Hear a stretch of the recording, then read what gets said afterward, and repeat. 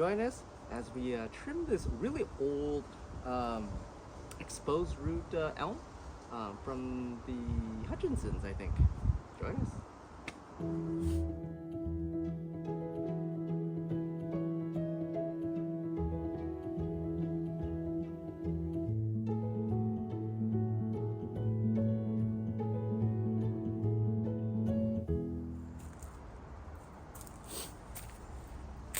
Well, welcome back everybody. So this is, excuse me the sniffles here, this is an exposed root. You can see a really old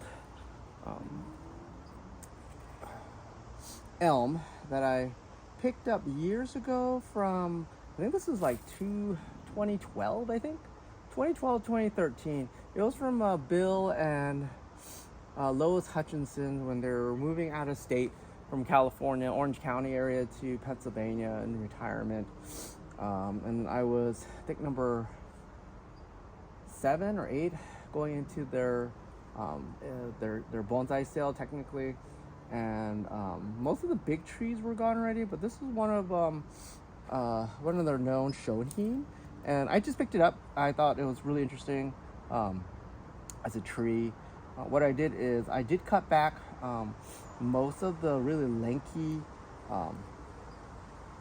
growth during spring, and I've been doing that for the last couple of years until I got back to some really interesting growth.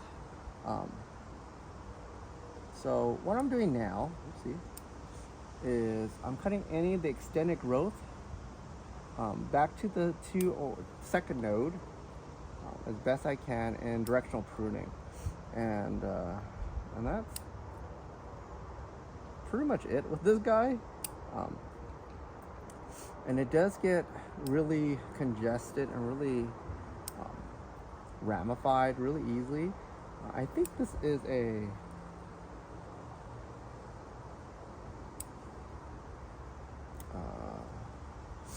that dwarf variety, not Kingsville, that's the box bud, but oh darn it, Catlin? No. It'll come to me eventually, but I think that's that dwarf variety with the smooth bark. There's some yellowing on this one. I haven't fertilized it really heavily this year at all, so I think it's a little lacking. And what I'm doing is going back to open this up, just like any deciduous.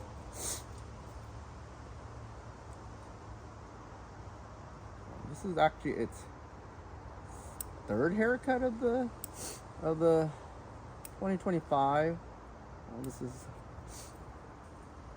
I'll try to get it a couple times in the season. I'll try to get it back to that really finer growth. So basically it will extend, and I'll cut it back, I'll open it up as much as I can. And repeat the process. Anything that's going up, that's going straight up or straight back into itself, I'm cutting that off.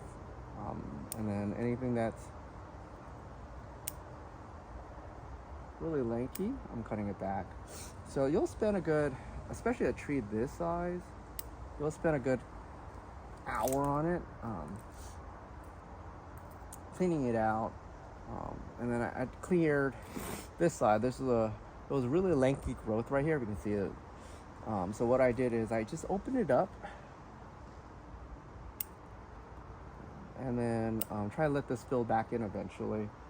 So that's going to take a slow process, but yeah, elms are relatively easy choice to grow. I would recommend that to a beginner, just because I know you guys want to cut. As a beginner, you just want to trim. You want to do something, and then it affords you that quick growth that gives you the ability to trim, but it also gives you that vigor If you just screw up, you can go back and learn.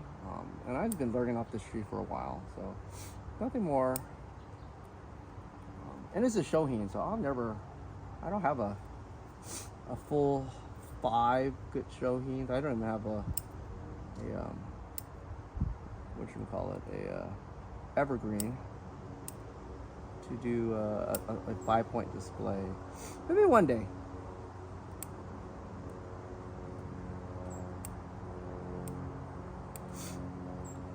Listening to a video from Mr. Shea. He's a coordinator. He's the curator for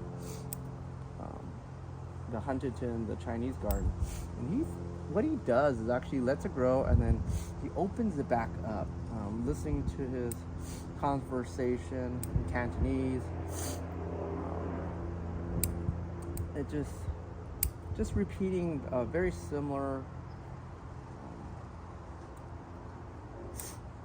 strategies that other bonsai artists use, which is clip and grow. If it's too congested, you clean it back down to 2. You let it kind of grow out, straighten it up. But yeah.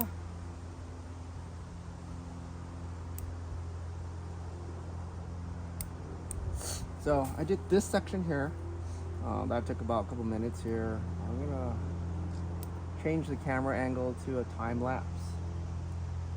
Because pretty much just rinse and repeat. I'm trying to, anything's pointing in the opposite direction. I want everything flowing in one direction. So it's just directional pruning. And then feed and water. And let it sit on your bench for a while. And repeat the process. Again, elms are pretty tough. Well, that's pretty much it, guys. Let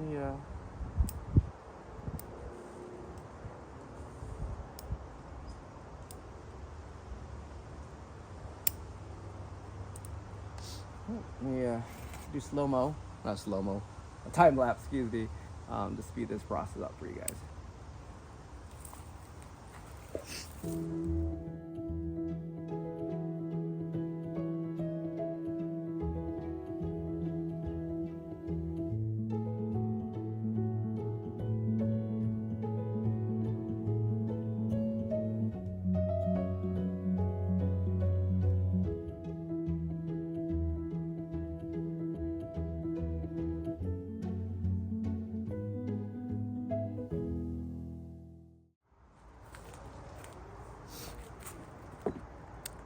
What do you think? I opened it up. It was really congested. The canopy was really wide compared to the height of it. And I made it really compact and short.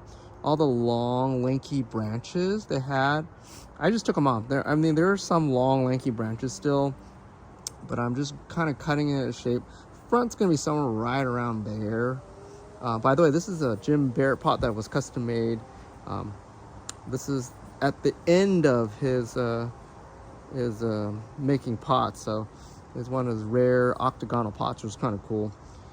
But what do you think? So this is the front. I really made it. It was out to here. You saw how wide that canopy was. Open it up. I probably can thin some things out. It's really drastic, but again, it's gonna let a lot of air, a lot of light into the center. It's gonna kind of push back again, or push out again. I think I fertilized it this week. Yep, I just fertilized it. And then let's see where it goes. If you guys stayed and watched at this point, like and subscribe. Next one will be a trident maple, and then a really special elm that I haven't touched yet, but I'll put that on camera pretty quick. So I'll see you next time. Thanks for watching, everybody.